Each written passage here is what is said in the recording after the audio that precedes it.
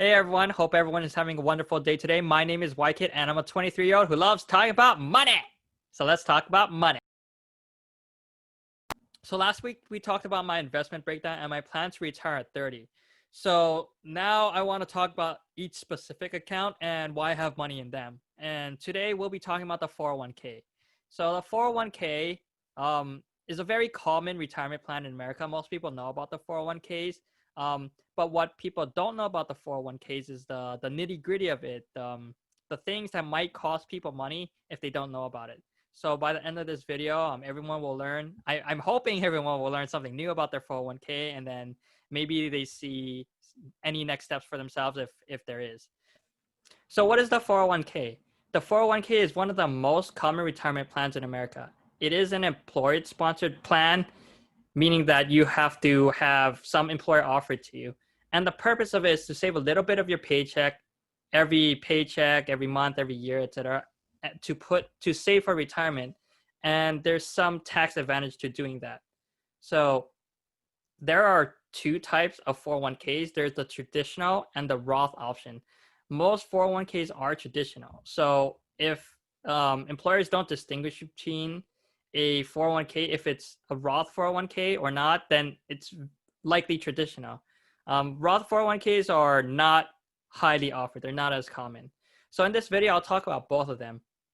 So in either case, Roth or traditional, most employers do have some type of matching, which means that if I put up to a certain amount of money into my 401k, that the employer will match that amount.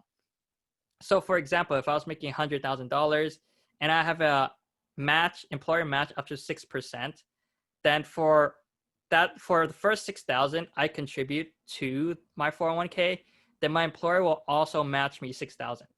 So instead of having 6,000 in my 401k, I'd have 12,000 at the end of that year. So that's what the match is. The reason the employer wants to do the matching is because it's beneficial. It's taxably beneficial for the employer as well. So that's one thing common with the 401k. Not all employers have it. It ranges. Some have no matching. Some have 3. Some have 4, 5, 6%. So it really depends.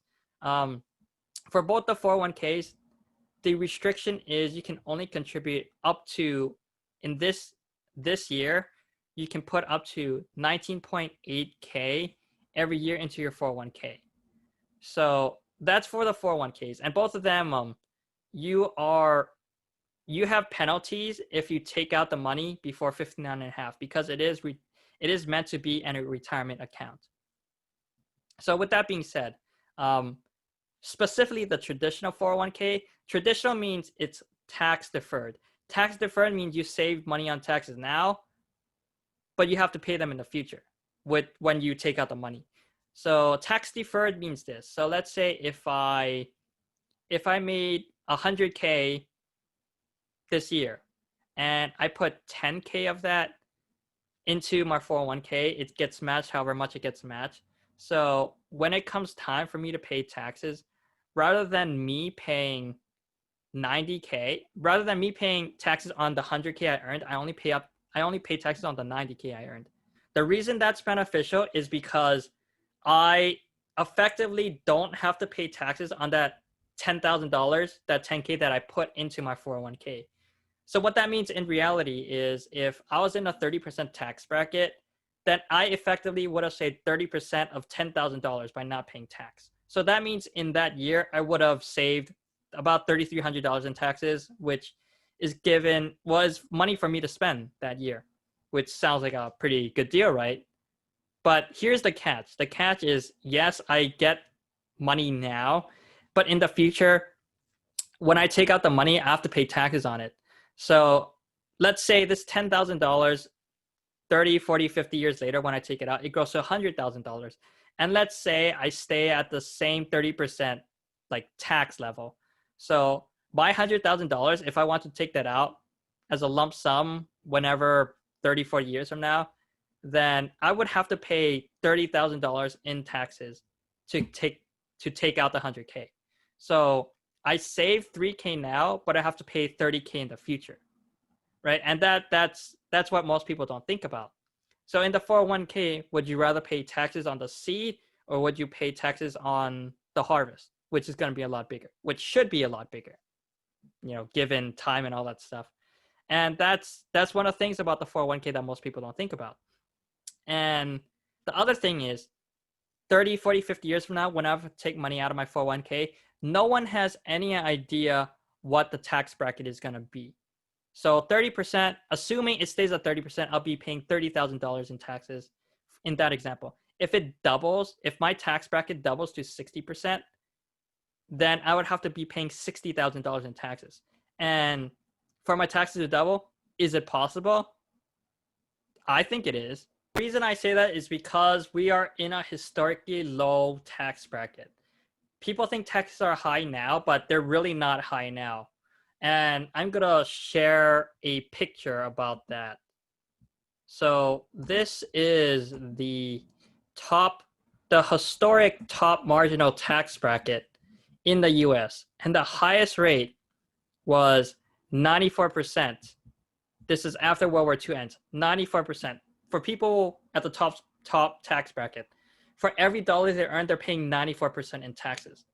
So, that's pretty ridiculous. Like, to have that high of a tax. And then you look at here, the top marginal tax bracket here is 37%. Like, yes, you have to be making a lot of money in order for you to hit that tax income. But I'm just illustrating that we're historically in a low tax bracket. So we're at 37%, highest was 94%. Could it double in the future? Probably. Will it double? No one knows. There was a book. So there's a book called The Power of Zero, and it's talking about getting into a 0% tax bracket in retirement. And the reason that's important is because then you wouldn't have to pay taxes on your income. And in his book, I think it was Stephen McKnight. So he argues taxes will double at least double in the future because of math, because the US economy, their primary source of revenue is through taxation. And because of the way the economy is right now, that taxes would have to double or else the economy will go bankrupt. So this is speculation. No one has a crystal ball, but probably it will increase and we have to pay more in taxes. So that's one thing, right? Taxes might increase in the future. The other thing is when we're older, when we're in our retirement years, we don't have as many deductions to write off against our income, right? When we're young, we have like student loan interest deductions, home mortgage, we have child exemptions. When we're retired, we don't have any of those deductions. So you take out money from your 401k, and then you have other taxable income sources like Social Security, your other investments, maybe rental income, then you'll be at a very high tax bracket because you're getting money from all these sources and you don't have things to write off those money. And so one argument people will say is like, well, can't you just like not take money from your 401k? To some degree, yes. But at age 72, you have to start taking required minimum distributions from your 401k, RMDs.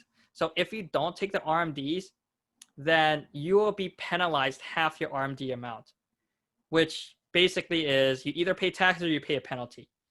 So you're going to have to pay one way or the other. And there's another argument that you save, like in my example, you save the 3.3K a year and you put it into some investment that will do better. Like it will do better in the short term than you having to, and it would be worth it for you to pay 30K or 60K in the future. Yes, you could argue that, but for most people, I don't want to say most people, for many people, if they have an extra 3.3K a year, they're not going to invest it into other things to get them more money. They're going to spend it. Their savings or buy a new car or new computer, et cetera, et cetera. So this is the pitfall that people who invest in a traditional 401k don't really see. And to me, that's like, people should know about this because this is people's monies. People work hard for their monies. And rather than giving it up for taxes, people can use it for themselves for whatever they need to, especially in retirement when you're not making like that much money and every dollar is important. So what would you do? Like if you're contributing to a traditional 401k, what I would suggest doing, which is, this is not financial advice. This is just what I do. I just put in the up to the matching amount that the employer matches. So if so at my old job, I was making $80,000 a year. The company would match me up to 6%. So 6% of $80,000 is $4,800, right? $4,800 that I put into my 401k, and the company puts an additional $4,800. Anything above that, my company wouldn't match. So I don't put anything on top of the matching. The reason I want to put money in for the matching is because they are giving me dollar for dollar of what I put in. And there's no investment in the world, at least none that I know of, that give you a guaranteed 100% return. So my suggestion is to put it up to matching. And this whole thing is about the traditional 401k, all the taxes and saving money on taxes now, paying taxes in the future. That's a traditional 401k. So that's that. Then we have the Roth 401k. The Roth 401k is the, I don't want to say the opposite of it, but you can kind of think of it like that. So that means the Roth 401k, you pay the taxes now, but when you take out the money in the future, it's going to be tax free. So if you put money into a Roth 401k, you don't have to be concerned about taxes in the future because you won't have to pay taxes on your 401k distributions. And you don't have to care about the tax brackets, and you don't have to worry about like that, all those things that you have to worry about in the traditional 401k. Now, the next question might be then, why wouldn't you want to max out the Roth 401k then? The reason you don't want to max it out is because it is still a 401k. You still have that age restriction. You can't pull out money until age 59 and a half. Otherwise, you have a penalty, Roth or traditional, either way. And this is the part that most people don't know about the 401k, is that the 401k fees are relatively expensive. So by relatively expensive, I mean this. I'd say the average, based on my research, is a fee of about 1.5% of your assets in your 401k. 1.5% is not a lot, like explicitly. For every $100, you pay $1.50 every year to maintain the 401k. But you think about your 401k can grow really big. So like if you have $1 million 401k with an average fee of 1.5% every year, that means on $1 million 401k, you're paying $15,000 a year to the account holder, to the entity who holds your 401k, to pay the fund managers who take care of it, to invest in whatever they invest in, which is really like relatively expensive. Like this is compared if you opened your own Roth IRA and you put your money into an index fund, and then the index fund, I would say like averages 0.01% fee per year, or maybe 0.02% fee, which is substantially lower than your 401k. It's almost 10 times lower. So even if you have an option, even if your employer offers you a 401k at your work, I would suggest to just put up to the matching.